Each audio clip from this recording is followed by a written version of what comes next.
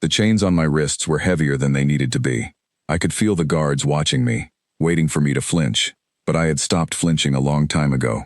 3 days earlier, I had thrown myself into a burning sky to stop a warhead meant to end an entire capital city, and now I was standing in front of the Ruvashi Royal Council like a criminal waiting for sentencing. The council chamber was enormous, built from pale stone that seemed to glow under the morning light. Rows of nobles sat above me on curved balconies, whispering to each other behind painted fans and folded hands. None of them looked at me like I had saved their lives. They looked at me like I was a stray animal that had wandered too far into their palace. My name is Callan Ashworth. 2 years ago, my ship was destroyed during a routine peacekeeping mission near Ruvashi Space. I was the only survivor. Since then, I had lived among their soldiers and workers, learning their language, their customs, and their quiet contempt for anyone who was not born into their world. I had earned trust from the people who worked the fields and guarded the walls. I had never earned anything from the people who ruled. A tall counselor named Barun Thal stepped forward, his robes dragging against the floor. He did not look at me directly. He spoke instead to the balconies, like I was a topic of debate, rather than a person standing right in front of him. This human was found near the detonation site, he said. Unauthorized weapons, unregistered movement, and yet, the threat was neutralized. A murmur passed through the chamber. I said nothing. I had learned that silence made them uncomfortable, and discomfort made them careless with the truth. Another counselor, an older woman named Giselda Kaur, leaned forward with narrowed eyes. The council has discussed this at length, she said. Rather than punishment, we propose a different resolution. A marriage pact. Bind this human to House Pharaoh, a minor noble line in need of renewal. This will neutralize any political risk he poses and allow the crown to publicly claim credit for preventing catastrophe. I almost laughed. Not because it was funny, but because it was so perfectly predictable. They did not want to reward me. They wanted to own me, quietly, without ever admitting what actually happened in the sky above their city. I looked past the counselors, up to the raised throne at the back of the chamber, where Queen Valis sat with her chin resting on one hand. She did not look up. She did not look at me at all. She simply nodded, as if agreeing to move furniture in a room she would never enter. That single nod hurt more than the chains. I had spent 2 years hoping that if I ever stood before her, it would mean something. Instead, I was being traded like a piece on a board game, and the one person whose respect I actually wanted did not even lift her eyes to see who she was trading away. I have a request, I said, breaking the silence. The chamber went quiet. Humans were not supposed to speak unless spoken to, but I had never followed that rule very well. Let me explain what happened 3 nights ago, I said, before anyone signs anything. Barun Thal waved a hand, dismissive. There is no need, the matter is settled. It is not settled, I said, because none of you know what actually happened. A young soldier near the chamber doors shifted uncomfortably. His name was Denik Ash, and he had been on duty the night of the attack. He was the one who had pulled the sensor logs from the wreckage of my stolen fighter. He caught my eye for a brief second, then looked away. I decided to keep going before they could silence me. 3 nights ago, your long-range sensors detected an incoming warhead, I said. Your defense grid gave it an 11% chance of being intercepted in time. I was stationed near the outer hangar when the alert went out. There was no time to file requests. No time to wait for authorization. I took the only fighter available and flew straight into its path. The chamber stayed silent, but I could feel the tension shifting, like a held breath. Human reflexes are not the same as yours, I continued. We process fast motion differently. It is not magic, it is biology. I used that difference to line up an intercept angle your pilots would not have attempted, because your instincts told them it was impossible. I hit the warhead close enough to disable its guidance system before it entered your atmosphere. The explosion that followed was smaller, and it happened far above the city, not inside it. Giselda Kaur's expression flickered, just slightly. These are details we were not given. Because someone did not want you to have them, I said. I turned toward Denik. Show them the logs. He hesitated, glancing at Baron Thal, then at the throne. Queen Valis finally lifted her head, watching him with quiet interest for the first time since I had entered the room. Denik stepped forward and placed a small data crystal on the marble floor in front of the council.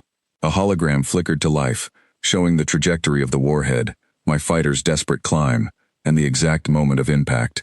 The numbers were undeniable. The proof was right there in the air for everyone to see. Barun Thal's face tightened. This does not change the council's decision. The marriage pact remains a reasonable path forward. No, I said. It changes everything. I let the chains rattle as I raised my hands, not in anger, but so they could see them clearly. You were never planning to reward me, I said.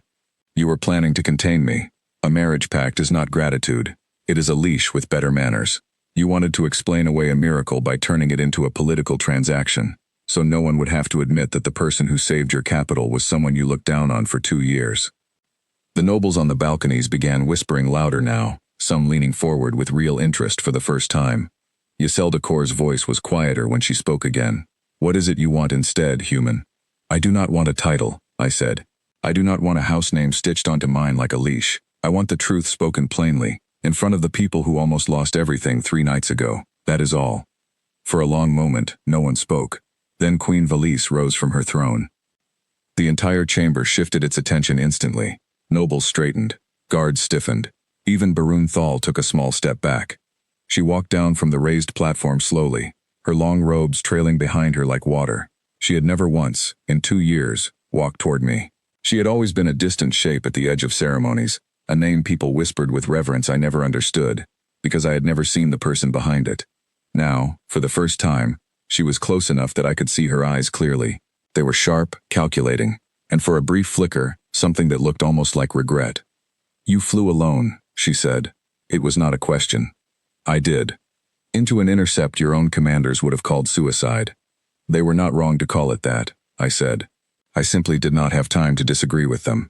A faint sound left her, almost a laugh, though she caught it before it fully formed. The council told me a stranded soldier had been found with unauthorized weapons near a disaster site. They did not tell me he was the reason there was no disaster to speak of. Her eyes moved to Barun Thal, and the warmth disappeared from her voice instantly. Is this true? Barun Thal's composure cracked slightly.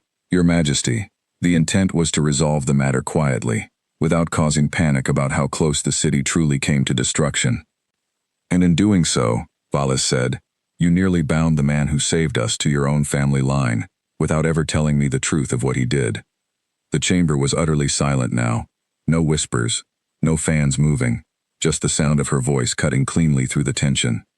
She turned back to me. I apologize for my absence during this proceeding. It will not happen again. I did not know what to say to that.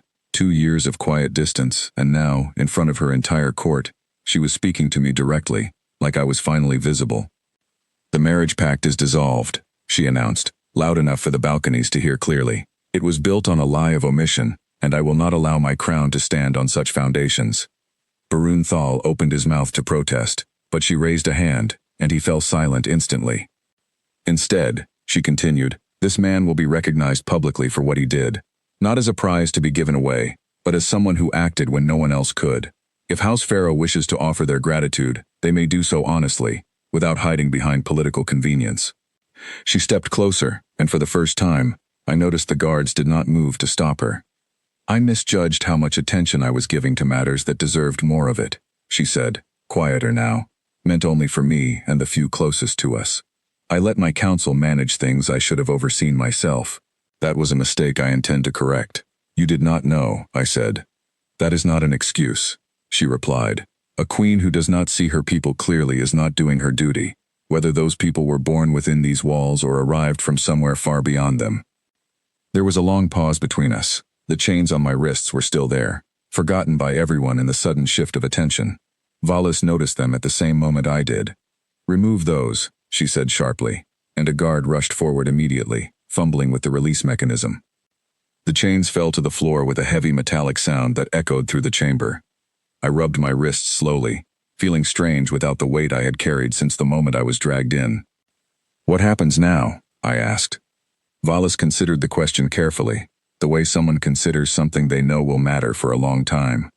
Now, she said, you are given a choice you were never given before. Whether to stay, whether to serve, whether to be part of something you were never truly welcomed into until this very moment. She did not offer a pact. She did not offer a contract disguised as kindness. She simply offered honesty, standing in front of everyone who had once looked at me like an outsider. I glanced around the chamber, at Dennick, who was watching with something close to pride, at Iselda Kor, who seemed to be reconsidering everything she thought she understood, and at Barun Thal, who refused to meet my eyes at all. I will think about it, I said finally. It was not a yes. It was not a no. It was the only honest answer I had. Valis nodded slowly, as if she understood exactly why I could not give her more than that yet. That is fair, she said. Trust that was never given freely cannot be demanded back in a single conversation. I looked down at the empty space on the floor where the chains had been. They were gone now, but the memory of them was not something I could simply forget.